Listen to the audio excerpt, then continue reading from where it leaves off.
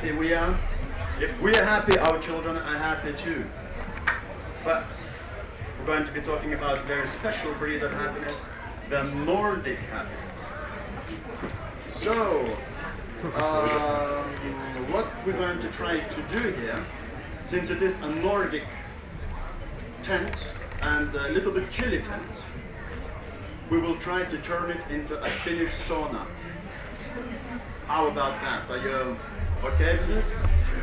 Very good, because we have quite a Finnish presence here. But let's start with myself, since I'm having a microphone. I'm Ruslanas Iržikevičius, and you know, once I was giving presentation, not presentation, but also hosting an event in English. I was supposed to do that, and I started with some, I don't know what possessed me, I started in Lithuania.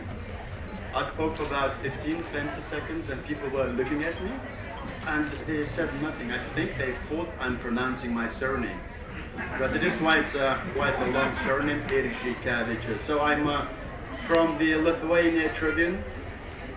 It is a news portal about Lithuania in English, news and views about Lithuania.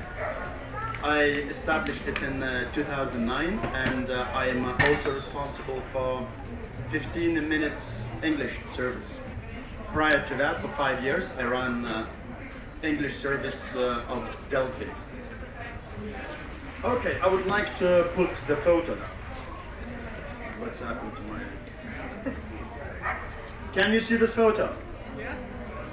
It has a little significance, or some significance to today's events. You can see a happy child swinging on a swing, as you can see. It's in the park. And this happened about 3 weeks ago. It is in Visby, Swedish island of Gotland. And the park is called Almedalen. And Almedalen Park is very famous for its discussion, political and social discussion festival called Almedalen Vaikams. Last year, this festival celebrated 50th anniversary. For 50 years, they've been basically just setting the main events and setting the main shall I say, agenda for Swedish political and social life. It hosts about 45,000 people, 2,000 unique organizers. So this is a great, one of the largest festivals, I think, in the Nordic countries. Maybe the largest. I don't know about that, but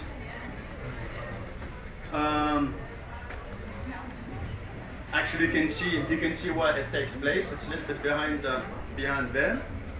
And this kid is my daughter. Her name is Alma. She's half Swedish, half Lithuanian, and I think that she's very happy child.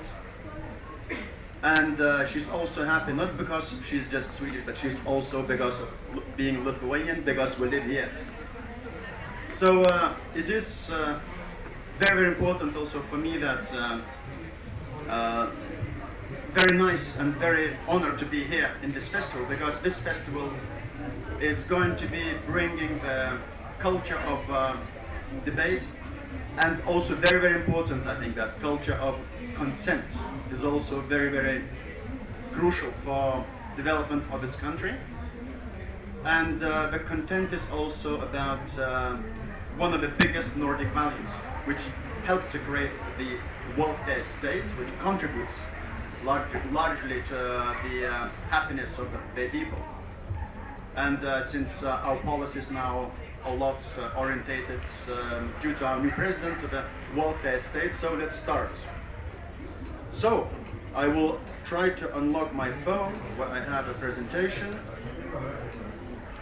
and we can start with we can go back to the picture, and I will introduce my panelists. So we have a Finnish panelist. She is Inka Hetemäki. And Inka is working with the children issues for the last 30 years. And she has been working as an advocacy director for UNICEF Finland for how many years? 19. For 19 years. So, as you can see, she has a lot of experience. We're going to be asking questions, listening to her very, very carefully about this Nordic happiness thing, which we will try to find out what it is. And she is quite keen on training dogs, because she is a trained trainer. She has 3 dogs, and one of them is 14 years old, and the third one is 4 months old, and they don't listen to each other no matter what. So it sounds like children to me, because children don't listen when they want to, don't listen. And so we're going to be speaking a lot about Nordic model. So then we have a professor, Dr. Kastytis Smoris-Migelskis. He is has a university background in public health, studied and graduated master in Finland. So this is a very strong connection. Even we heard that, never mind. I was going to say that we can speak Finnish, but it doesn't matter. We're going to speak Lithuanian today, not Lithuanian English, sorry. So we're going to be hearing about your research on the mental issues, mental welfare of the Nordic and the Lithuanian kids. So we're going to be very, very interesting to hear about that. And Kastytis tries to survive without social media, but he regularly fails. I think the key word is tries. So good luck with that. We have Nerijus Buivydas. He describes himself as a jogging or running education manager. Bėgiojantis švietimo vadybininkas. I don't know how I translated that. He has been in this running business for 12 years. He's a co-founder and a runner of a private school called Democratic School. His personal objective is to contribute to the successful development of the Lithuanian educational system. He also runs an informal brave school club. So we're going to be here about your experiences of running. Also, I have Greta, who is a member of a Lithuanian Students' Union and currently responsible for the youth policy in that union. She's a first-year student of philosophy, of psychology, medical. Is it psychology? No? Medicine, but yeah. And she's also a researcher at the junior research program. So we're going to be, the union, Students' Union, made research about also well-being of Lithuanian schoolies. So we're going to be listening about that.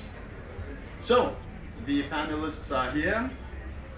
How are we doing for time? We're doing very well. So, before we go any further, I would like to ask the audience, how do you imagine happiness from the children's perspective? If you were a child, and what is happiness for you? I'm looking at the Finnish ambassador, please. Since you're closest.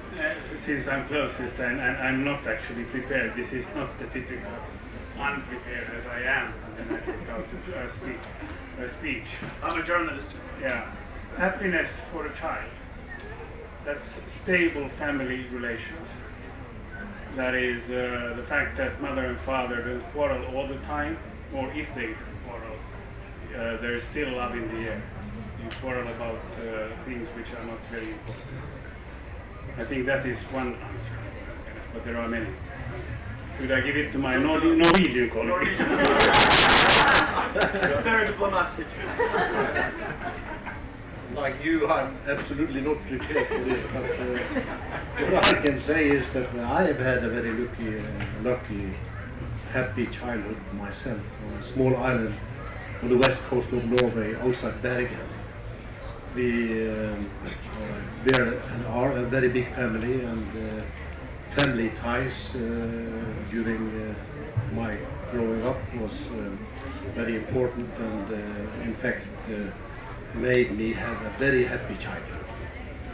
And I wish everyone else the best. And I fully agree with Krista.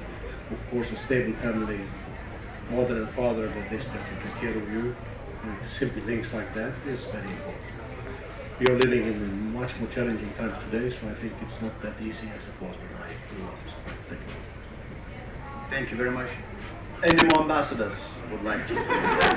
No more ambassadors. Anyone else would like to have a word and present happiness? Who they think? I see the guy in glasses who's very actively speaking. Please. What do you say about happiness for children? Why me? With the glasses? Because you were trying to escape. Migle here, a colleague, just asked me what I remember from being happy about. So what would you say to Migle? Yeah, I said that I remember going camping by the lake with the family. That was really nice thing to do. Simple things, and this is actually simple things are Nordic also. So we always say something and we always decide, but we don't. Sometimes we forget to ask children, so what is happiness for you? And I think it's very, very important to ask, even though sometimes when you ask people you get Brexit, you know, but this is another issue. So we will be showing a video from a kindergarten, Mandre, a Lithuanian kindergarten, which is really helped a lot in preparing for this discussion, and also they were very kind to provide us with this video for the kids to say what makes them happy. So let's have a look.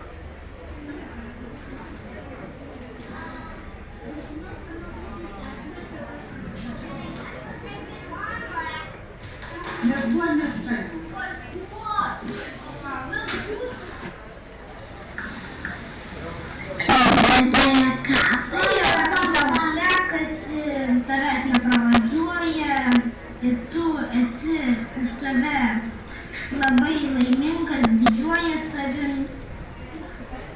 Laimė būtų su šeima keliauti po Lietuvą. Nėra laimė Lietuva. Man laimė esą, kad aš su manim bendrauja, draugauja, žaidžia. Laimė, kai visi mane myli, kad visi su manim dalinasi, kad mama manęs nerėkia ir kad mama, kaip aš atsikeliu, mane glosto.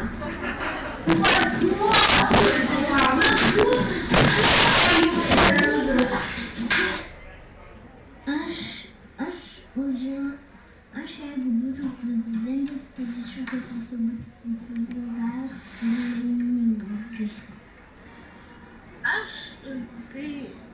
Aš visiems noriu pasakyti, kad jie turėtum daug pinigų, mažiau dirbtum, kad jie turėtum visada daug laimės, kad jie nesirgtum, kad jie visada būtum laimingi.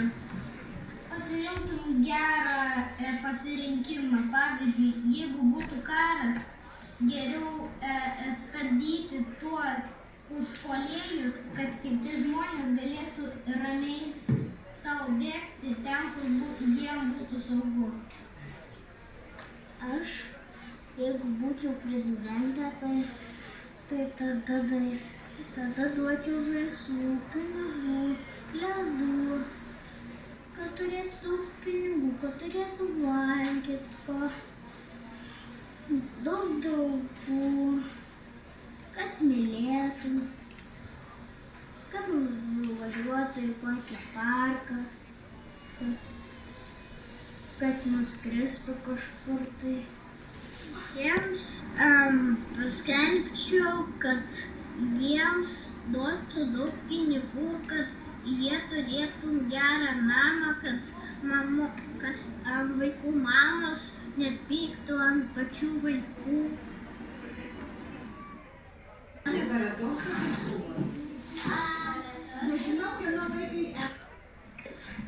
Kaip susipykstu su savo tėčiu ir mama. Aš būnu nelaimingas, kadangi manęs mama paprašo susipykti. Aš būnu nelaiminga, kai mane tik kelia, kai nežaidžia, kai kažkur nevažiuoja, arba sėdi namuose. Kada mama nieko, kada mama uždraudžia apžiūrėti planšetę ir tada su manim nieks nežaidžia, nebendrauja, skriaudžia. Dar kada su manim visi labai nežaidžia ir 2 dienas. Mama parodė man smarčią kambarį.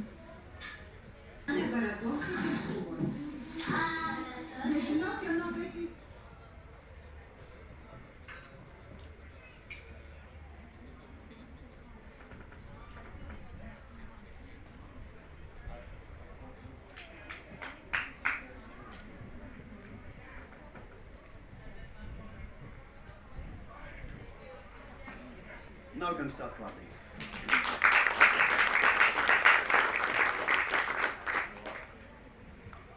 Thank you very much. So this is what the Lithuanian children are thinking, and I see that my Alma started her 1st grade, and of course I was waking her very, very early in the morning, or earlier than usual, and she said, "Do you know that little children have a right to sleep longer?" So this is what I'm talking about. People are young people starting to know their rights, but I'm not sure if it's the rights from her side. But I was just trying to persuade her, convince her that you have to get up, because this is you have to listen to the children, and you have to treat them as equal. This is what we're trying to do. But in our family. Okay, so we're going to be starting discussion, and in the future I will never ever going to have my phone taking for the notes. I'm very sorry, it's a little bit annoying. So Inka, did you see the subtitles? It was quite difficult for you to see. Sorry, I didn't see the screen. Very good, Yeah. very good. So I don't know anything about Very good, because we're going to be talking about the Finnish children. Yeah, and since you are presenting UNICEF, Nordic Finnish part. As all of us know, Nordic countries are among the best places to live. And this is the latest report of 2019, happiness report, and Finland is #1 again, 2nd time in a row. So, what does Finland do well to make it happen? How come you managed to be on the top? Because especially with the children, you have to be, can you be happy if you are put in a bad weather? You push your children out in the bad weather because they have to be outside. No matter, doesn't matter what kind of weather. They, other things like. I know that from my experience, let's say Helena, my Swedish wife, she is telling that at school they have a Swedish table and they can eat as much as they want. But once they have to take their plates back and depose the foods to the cleaner, and next to the cleaner there's a teacher standing, and if you have anything left on your plates, you get a hard time saying, no, you should put as much as you eat, you should never eat more, you should never put more than you eat. How could be, this is makes a lot of kids unhappy, so this is also, so how come you make kids happy? And you know, the Finnish kids, they don't see basketball also. Yeah, I think first the happiness is quite a sort of a challenging question. And when Finland was selected to be a happiest country in the world for the second time, I think we Finns were terrified because we are not happy people. We always say that we are not happy people. We are serious people. You should have given the reward to Swedes. They smile all the time. We do not smile. And if you look at, I try to smile now, so I try to be a very happy Finn.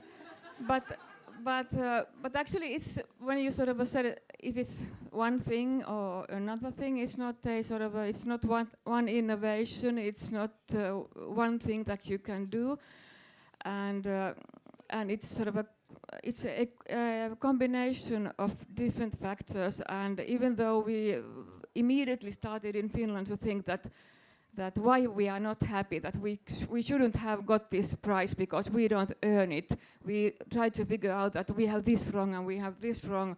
But on the other hand, I have to try to be now more Swedish and to be proud of ourselves and that we have done something right in Finland. But it is, as I said, a complex issue, so I have to sort of start a little bit from the culture. And then, because I'm working for UNICEF, then I see that state has a great responsibility when realizing the child rights. Then I'll speak a little bit about the state responsibility or what the state can do. And then I go to the municipality part, because actually the child rights are realized in everyday life, as we saw in the family. And as we heard from the ambassadors, who are wise men, both from Norway and both from Finland and also from Sweden, but they are not here. So the family is very important, as you said, and actually the family is the most important unit for happy childhood. But in order that the family can be happy, the state has to participate and the municipality has to participate. But about the culture, I want to say some words about that, and we already had a lively discussion there in front of the tent, that we have a quite interesting history in Finland, and it is very, very sort of interesting to compare it to the Lithuania, because we also have been under Russia, but we've had our independence for 100 years. But we have a very violent culture with our wars, and it has been said that it takes 3 generations to overcome, for example, the violence, and that has been a long struggle for us. I'll come back to this later. But then what we know about happy childhood already, there are some factors. There is a sort of a misunderstanding often that when the country is rich, children are happy. They are not happy. We know from all the many researches, and UNICEF is doing this sort of rich countries researches, that we know that children are doing well in those countries where the money is equally spent. So the level of income is as equal as possible. There the children are doing well. So that is the reason why Nordic countries are always on the top. But it's getting a bit worse, but we've been there. And there we go to the equal society. We are a very equal society in Finland. We didn't have social classes. We didn't have very, very rich people, and this is different compared to the Swedes with their culture, with the Norwegian, with their oil. We don't have any oil. We have been very, very equal, and this goes down to our education also. Our education system has been provided to everybody, to girls, to boys, to rich and poor, and also today we don't have any private schools. We have a very good public school system where we have very trained, university-trained teachers that do not select, they do not do school shopping. They go wherever there is school, because every school is a good school. So this is a very equal society. And also our early education, it is very sort of the staff is very well trained and university trained equally. So the state level is guiding this, and then the state level is responsible also for the legislation. And there I come to the culture, about the violence culture. I'll take one example, the corporal punishment. Corporal punishment was first banned in Sweden in 79. We were the second country in the world, 84, and then the other Nordic countries. But when you look at the attitudes, we were much behind Finland, other Nordic countries, and that can't be. That can only be explained by our culture. The other Nordic countries they didn't have the same experience of violence, and it took 3 generations before we can overcome the violence. So there are many factors that do affect. And then just the municipality level, that's the most important regarding to families, also schools and childcare, and the responsibility of municipalities is great. And that's why we, for example, in UNICEF, we created this child-friendly municipality level, because we want to implement child rights into the municipality policy. And now I'm very happy that Vilnius will start the child-friendly city model here also in Lithuania. And that's where we don't want municipality to add resources or hire more people or spend more money, but they have to do something differently in the municipality. And that is that they have to take children's right into consideration before they make any decision. They have to consider how this decision is affecting the child and how it is affecting the family. We've created some tools for the municipalities so that they can bring this forward. And we now have 19 child-friendly municipalities in Finland. And the authorities in the municipalities, they've been very happy with the results, and also they've been very happy about that this is the first time that the municipalities or the authorities there sit together without talking party politics. They are only talking about child politics. And if I come to the Child Rights Convention, which is guiding, it's the obligation of the state, it's the obligation then via state to municipalities. The wisdom of the convention, it is not a sort of it's not only about laws, it's the everyday life of children. The wisdom behind the convention was that if you don't invest in children, you will pay much more in the near future, because the cost will be so high. So if you want to invest in sustainable development, in sustainable future, you have to invest in children. So how much the Finnish state invests in children's future, if you look at the budgets, plus minus? You mean budget-wise? So, but it depends. It depends which budget line you look. Education, health, everything. If it's possible. Yeah, I don't have the figures in my head, and always they are always discussing about money, and there's a regression there, and there's lack of finances there. But that is not any obstacle, or that shouldn't sort of hinder of realizing children's rights, because then again you have to see how this decision affects children and make the decision based on that. But of course there are recommendations that how much of the budget you should put on education and how much for social costs. Thank you very, very much. And now we'll go to Lithuania. And Kastytis, we would like to hear about the competitive study of the well-being of the Lithuanian and Nordic children you are part of. Thank you for opportunity to talk about here. Actually, I'm from Lithuanian University of Health Sciences. We are one of international partners of a European study on health behaviors and perceptions of school children. And we have an opportunity to compare our data with other countries. We did a recent survey last year, We are not yet allowed to publish the comparison yet until next year, but what we can really clearly see that of course Nordic countries in majority of cases, majority of indicators are ahead of us. They are really better countries for children to live, to survive, to feel happy, to feel satisfied, and to like.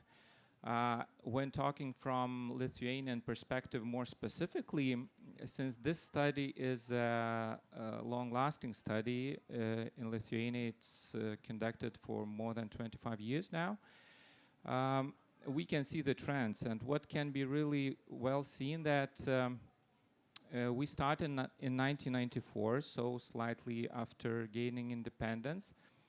And until about 2006, 2010, we saw the improvement in really many indicators. So this can be addressed to financial situation, improvement of financial situation due to independence and then entering the European Union. But after 2010, we got to quite stable situation. The indicators, yes, they are improving. There are some probably more related to mental health that slightly deteriorate, but there are no huge differences. So last, let's say, 8 years or so. And the reason behind, which is very likely, is that we are likely to reach the phase where not straight money is something that makes children happy and healthy, but rather more subtle things like family, like the close environment, like school environment. And this, by the way, the social relations and communication to parents, to peers, to teachers is also increasing in importance even internationally when we talk about the kids. So this is quite a specific challenge for us, because when it comes to national or governmental efforts to improve the situation of children, to make them more happy and satisfied with life, it's no more the situation where we can just put the money and look for a better outcome. We have to invest them quite wisely. And this is very much related with family and school environments nowadays, not just straight something that is increasing salary and that's it. Of course, this applies very much to very low salary group. Of course, this is really relevant. But when we go to majority of families of kids, like 70 or 80%, it's a matter of already very close relationship and social stuff. In addition to what you talk about Finland and happiness, actually happiness is very much to do with what we see around. The more affluent, the more rich people we see around, the more unhappy we are. And that's the rule how the Nordic countries and Finland, like in particular, could be the case. That they face very high levels of happiness is because it's not that trendy to see very many people who are better off, who enjoy way better lives and like this. And wealthier faces higher taxes. Also. Yeah, exactly. So and that explains even adult happiness levels, not only the kid levels all over the world. When we see lots of inequalities, which means that the people see many others who are better off, either in financial terms or in social opportunity, the same like education. If you feel that your child or you as a child go to the school that is mediocre to low level, of course you will feel less happy being like this. If you see that even majority of your friends and many other what you see on TV, in social media, they share quite similar environments, of course you have less reason to feel unhappy. So this is something that is really specific to Nordic countries, and that is really good, I would call, a social experiment to follow for many others. So to cut a long story short, if you want to make all people happy, make the rich people unhappy by taxing them. Of course, it's a joke, but okay, Nerio, you run 20 marathons in 20 days. You've done 862 kilometers, and you've been seeing quite a lot of schools on that sort of marathon. Why did you do that? I wanted to emphasize, to highlight the happiness of the kids at school.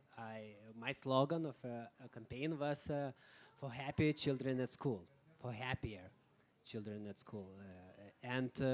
Yeah, maybe I was not so smart like scientists to do research in smarter way. So I run from school to school, and I ask, do you happy at school? And if not, why not? What would you make to feel happier? I ask 600 students to write their anonymously opinion on sheet of paper, and I collect these papers.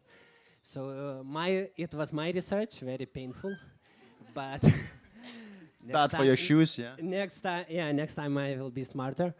So, and I collect 600 papers and I read them, and it doesn't matter you are from big city or small city, from rich school, gymnasium or village school, it is the same issue. Your child in Lithuanian school doesn't feel heard. He doesn't feel heard from adults, and he doesn't feel important in school, doesn't feel The well. adults don't listen to him. Yes. Yeah. And in all schools, it is TV cameras, it is adults supervisor in free time, but so the child is seen but not heard. And this is the main problem why our kids, Lithuanian kids, doesn't feel good at school. And it's sad. And when I, run from school to school and I ask why you are not happy, what you're missing, and they starting to tell me like 100 things, and I said why, and some of them are very simple, just to paint the wall or to put bench next to the school entrance and so on. And I said, why you? What's the problem? Why you don't have it? And we think that never ever adults ask this question before. What are you missing in our school to feel better? So it was a paradox and shocking for me. I need to run Yeah. to ask these questions. So you have to speak to the children first, to listen to their opinion, as we heard also today on TV. You spoke about running, but let's speak about your school. So what is it that's special about your school, about democratic school, sorry, it's called, not school of democracy, but democratic school? Democratic school, and we name it because it is democratic education. It was invented like 98 years ago in England, Summerhill, one of first democratic school. But idea is that kids can speak, can express their ideas, opinion, and make decision together. We have a school meeting as a democratic tool to make decisions together. And it is not just Representatives. it's not just like representatives comes, but each child can come. It is named in schedule. It's like class in schedule, and teachers, principal of a school, and kids. We discussing the important questions for us. Do we participate in this project or not? Do we need to buy new computer or new table tennis? Can they vote on what marks they get? It's about social democracy. Okay. And I can talk about education democracy in a minute, but in social, so it's mean that I feel important in my school. I feel heard. I can put a question in the list. I can vote. I can make decision. I hearing other opinions, why other people disagree, and I'm growing myself. And in school, in lesson, we have also democratic education elements that in some content they choose. They're making decisions. For example, if it's with third graders, we need to discuss about Africa, so we can choose. Are we starting from rivers, mountains, deserts, so on. So if a teacher can make make decisions together, he or she letting, and kids are more engaged to learn. They learning deeper, they learning better, faster, and it's better outcome. So you think that this method really worth spreading out in Lithuania? And how is it working? Is it more and more schools taking it up? Yes, we want to share. It's that is one of the reasons why we open school. It's not to have fancy our private school. It's just to help public school to change. I'm working in education field for 12 years, and this is my goal and wish. So we now we establish a non-formal club. We call it Brave Schools Club, and we have 5 private public schools from different Lithuanian cities. And we changing opinions, we traveling to each other, we traveling not teachers to teachers, but kids to kids speaking, we doing exchange, we learning new topics, nonviolent communication, democratic education, and so on and so on. So I have motivated principals which want to change their schools, and we establish club to help each other. Okay, now we're going to go, thank you very much. We're going to go to the school's representative, shall I say that? And also I didn't mention that Greta has been a volunteer since she was 12. And she says that she cannot imagine her days without volunteering. So this is a fantastic part of your life, shall I say. So you are school insider, and hence we would love to hear about how the Lithuanian schools are getting there to this summit of Nordic happiness. Are we, because you've done the research also on psychological welfare, could you elaborate on that? So, hello everyone, first of all, and I feel really honored to have the opportunity to talk here with such experts from their fields. And while talking about how school is currently going, so like from the data, from like the research, we can see that percent by percent, little by little, the situation is getting better.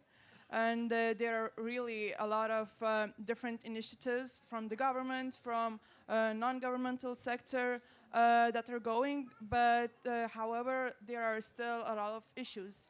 And for example, from 2017, September 1st, in each school should have a psychologist, and each school student should have the opportunity to participate in social, emotional skills improving, violence and bullying preventing program.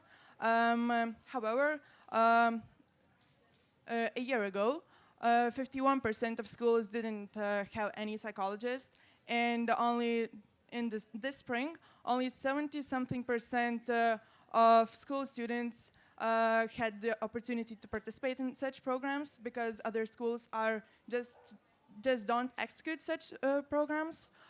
And also there's a program, integrated program, which should have improved the social skills, soft skills of students, called Health, Sexuality and Preparation for Family program.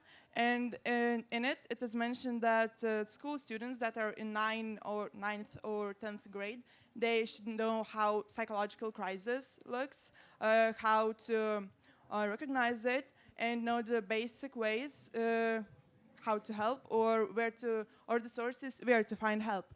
And however, when we are talking with other school students, we don't know how to do this. We don't feel that we learn something at school. So there is an issue. And as well, we are talking about happy children, focusing only like on school students, on children, but it's all the school community is inexorably linked. What is the atmosphere here? What is the atmosphere between teachers? What is the atmosphere between teachers and administration? And what is the relationship between teachers and school students? It has a huge impact on children, because if a teacher bullies, like calls students something not very in a way that isn't very friendly or something like that, the school student feels not so good, not so well. And so we saw in the study that we really need to focus on school community as a whole and work not only with school students, but as well with teachers, with administration, with the director. And what we have noticed also that the older are the school students, the less they trust their parents, the more they speak with their friends about their issues. And so it is really important for each school student to know how to recognize when their friend really needs help. And also what we have noticed that even though school students evaluate the competences of the psychologists well, they feel that the psychologist is a professional, and however it's like the same amount of school students that are going to psychologists for help, the same amount might go to the teacher, because the teacher might be because the school student has a better relationship with the teacher, the school student trusts the teacher more, because the psychologist you can see once a year, twice a year during the lectures or something like that. So it is really important to have a good relationship with that person, and this leads to that we really need teachers who have the basics of the psychological knowledge, emotional intelligence, the soft skills to also recognize the psychological crisis and to know how to react to the bullying aspects and all like that. And like while I was listening to other speakers' ideas, and I was comparing to like the Finnish example, I was comparing to what we have in Lithuania, and what I feel that we are missing is like the municipalities. The impact of municipalities, because there should be a pedagogical psychological help services in every municipality. However, 85% of school students just have heard about it or don't know what it is at all, and even teachers, 31% of teachers don't know or just have heard of it, so they can't go to get any outside help because they don't know that this help even exists, or don't know when they can go to it and something like that.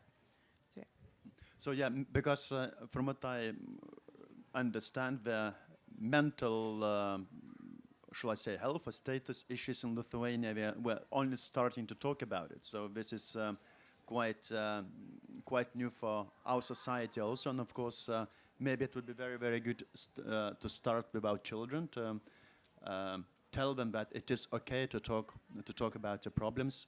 But if you don't have anyone to talk to, also it's a problem. So you have to, of course, prepare the psychologists and give proper education to the school teachers to help the children. Okay, thank you very, very much. And I would like to ask, I would like to ask the audience if you have any questions so far. Great, we have the bravest guy there. Thank you. Hello, my name is Edvinas. Few times I was visiting Scandinavia. I was in Sweden, Norway, and Finland too. Now what I see, you are speaking more like politicians. It's something we will make it stable, something we manage how to do it, and so on. First question, who decided that children are not happy in Lithuania? It's for the first question. Second question, Mrs. Hatemaki was presenting her speech. She told that a lot of cultural background and cultural problems maybe there is in your country, or it was something. We have a lot of problems here. Cultural, historical, intellectual too, anything. Anyway. But I would like to ask you, this package of know-how, it includes a lot of things that we don't know here. And I'm talking about sexual politics. And I understand that violence, also bullying is not good. It should be excluded. But anyway, in my country and for long, gay marriages are not legal. And I think it should stay like this, because I don't think it is family, and I don't think they can grow children in this institution. And I think this package should be overviewed in Lithuania and corrected by the history, culture, and also society requirements here. It should not be it should be adopted and not taken and put in. Thank you. Thank you very, very much for your remark. Would like to comment on that? Yeah, thank you. Good remark. Nobody decided that Lithuanian children are not happy. This is a decision that nobody would even like to do. So this is based on several research made in OECD countries, and these are mainly sort of they are based on, as said here, so on the health surveys.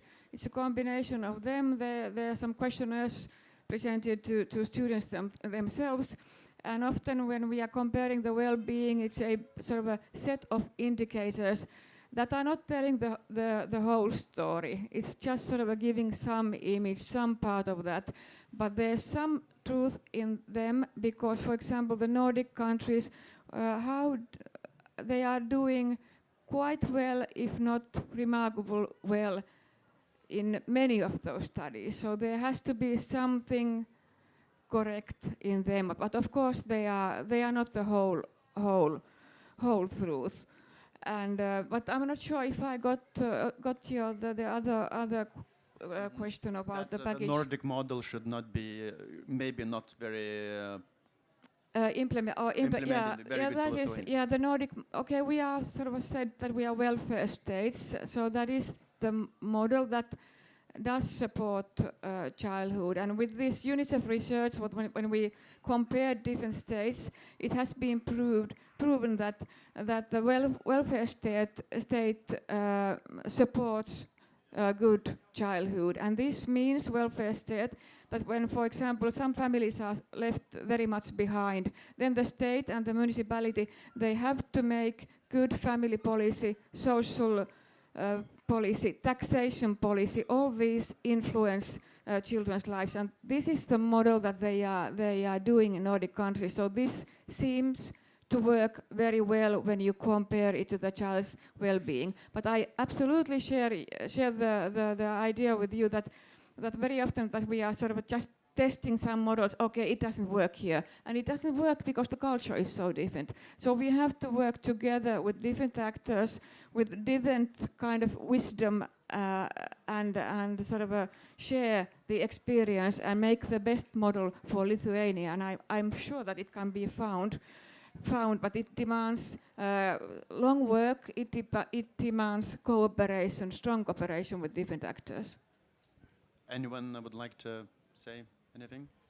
I also would agree with that we can't just copy-paste any single model which exists in the world, whichever happy it would be, because we can't just clone it in a way like we do with the cells. Of course, we have to look into environment, but specifically talking about happy, unhappy, actually the research, comparative research of different countries shows that our kids are quite keen on aggressive behaviors. And that's common agreement that, well, this indirectly indicates a certain level of unhappiness, because in vast majority of cases, and this is not only psychological truth but general life truth, that as long as you are more or less happy, you do not act so much aggressively. But also there are other indicators, like how frequently you feel bad, you feel low, how long it takes, whether you had any suicidal intents or you even tried to commit suicide. So we have these indicators in Lithuania, and in fact they are not that nice as it seems. Of course, there are a certain set of indicators that we are quite okay in the middle or even better than European average, but looking overall, especially from mental health perspective, there is something to expect better. Thank you very much. Any more questions from the floor?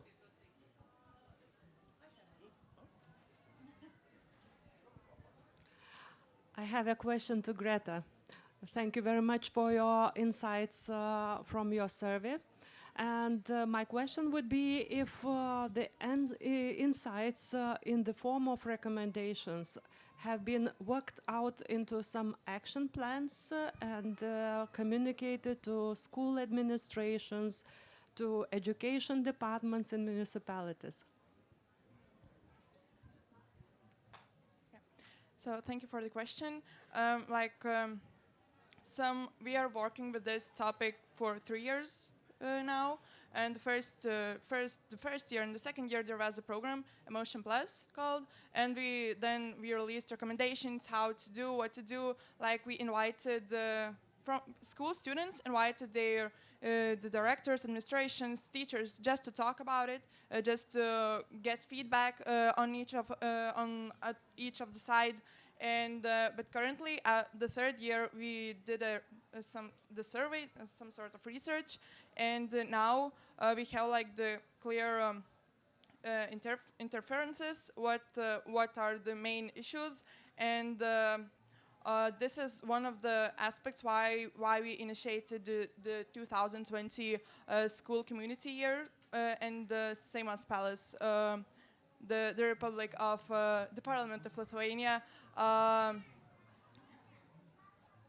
The Parliament of Lithuania released act that 2020 will be the year of school community, and during that program we are aiming to solve this issue as well, because this for only us, like the Union for Non-Governmental Organization, it is really a lot of work, a lot of efforts to put, and we aren't experts, we aren't professionals of psychology, of psychiatry and all those fields. So, but we just are talking loudly that we need changes. Like a lot of things are happening already, but they aren't happening effectively. And maybe we forget one aspect, that yes, as you mentioned, only one model we can't just transfer to the Lithuania, and we can't transfer to the whole Lithuania, because every school is very individual, and what is suitable for one school might not fit other school at all. So every school should take the responsibility to adapt, to think of what is better, what is the best way to make everybody happy for that school and not for others. And so Thank you very much. We have time for the very, very last question. Aš noriu pasakyti repliką, tik tai, kodėl mūsų vaikai nesijaučia laimingi. Tai nuo nepriklausomybės pradžios mūsų politikai neapsisprendžia, kokią mokyklą mes kuriame Lietuvoje. Jūs apie tai ir kalbėjot. Pradžioje mes kuriame amerikietišką, dabar skandinavišką. Meilės Lukšienės idėjos mes neįgyvendinom tautinę mokyklą kurdami. Tai kol neapsispręsim, kokią mokyklą kuriam ir mokslo metam prasidėjus, vaikai nežinos, kokius egzaminus laikys, jiems sunku bus būti laimingais. Ir dar viena replika, ar kas nors pagalvojat, kiek trunka motyvuoto mokinio diena? 7 ar 8 pamokos mokykloje, pasiruošimas sekančios dienos 7 pamokoms ir jeigu jis yra motyvuotas, domisi sportu arba menu ar dar kažkuo, tai dar kelios valandos būrelyje. Tai vaikas dirba daugiau negu suaugęs žmogus. Kaip jis gali pailsėti, kaip jis gali jaustis laimingas. Čia tik tai 2 aspektai. Mokykla tai yra tema neišsemiama, apie kurią kažkaip tai pradedam diskutuoti mokslo metams prasidėjus, o paskui vėl užmirštam. Tai tiek. Just very, very shortly, the lady was saying that the problem of Lithuania is that we have not really decided what kind of school we want to know. We want to adopt. It was used to be American. Now we're looking at Scandinavia, but we also have a good examples in Lithuania as Meilės Lukšienos model. So maybe we should also speak about that. And also our audience lady said that we have to think about kids who go for 7 hours per day to the classes, and then they have to also go to after classes activities, so it's too much. And we should, of course, speak more and more about the educational problems, not when the school starts, but all the year around. Yeah, so I have a red card already, and I would like to just to pass the microphone for the last remark. Anything you want to say at the end? Kind of 1 minute. I have the mic now, so I start. So I would like to say that the investment into child is the wisest investment a society can do. And that has been proven by research. It's economically the wisest decision. Security, safety-wise, it is the wisest decision. And as we've talked about happiness today, happiness-wise, it is the wisest decision. In addition to what has been said, actually we are very short in time. I would slightly shift the gear and try to emphasize when we talked. One thing is actually very much related with the school, in fact, from a whole educational system. But it's a matter of next drink, okay? So, but another thing that we usually forget is just a simple lifestyle. Whenever we talk about happiness or good feeling of the human being, it's always has to do something with your lifestyle. How you are physically active, how you are sleeping, how you are active with a real life communication with other people and all this. We usually forget that, but again, the same health behavior study shows that these things relate very much with how people behave, how they feel, and how much happy they are. The simple sleep pattern, whether the people, whether they are adult or young, how they sleep, do they have sufficient sleep? If they don't have, of course, they are at risk to get to lower estimates or wherever they go. So sometimes it may be just simple to start from yourself, whether you are a kid or adult, and try do some small steps ahead just in a lifestyle. Be nice to yourself, as they say. Yeah, including this. And I would say that even not so much important to focus to one country or to another or to third country, it's most important to focus on the child. And if you're really interested in the child, if you want to hear him or her and to listen and talk, so you will make school good school for child. And not only for child, but with child. And this is the most important thing. And plan time, plan when you can talk and dedicate your time and talk with children. So I couldn't agree more with all the ideas already that been said, but and I would like to emphasize as well that it is extremely complex issue, like not issue, but like topic itself. And yeah, it starts with the family, with the school community, but the whole society is extremely important, and every each of us should take the responsibility. We should. I don't know. I just would like to wish we all that we start respecting each other more, that we start to think about others more, not, try to be more polite, try to be more friendly to every person that is near you, to show the good example for your children. And I think that this is an important aspect in this topic, that this is not only a school problem, not only family problem, but it is the whole, in this, the society takes the part as well. Thank you very much, and I would like to end up with a very, very positive note that the 7th report of happiness, which was conducted in 2016 and 2018, they, of course, place all Nordic countries in top 10. It's Finland, Denmark, Norway, Iceland, 4th largest places, and Sweden number 7. But the most important news is that even though Lithuania is 42, but Estonia is 55. So it's not all of it bad. And I think that Lithuania is really going towards the right direction. It's improving, and it's not about Latvia is actually higher than Estonia. It's number 53, less than Lithuania. Yeah. So we're going towards the right direction, and things are improving. We just have to be happy about little things that are surrounding us, and happy children, happy family, and happy family, happy children. So let's be happy, and our children will be happy also. Thank you very, very much for your participation, and thank you for the panel. Ačiū. Thank you.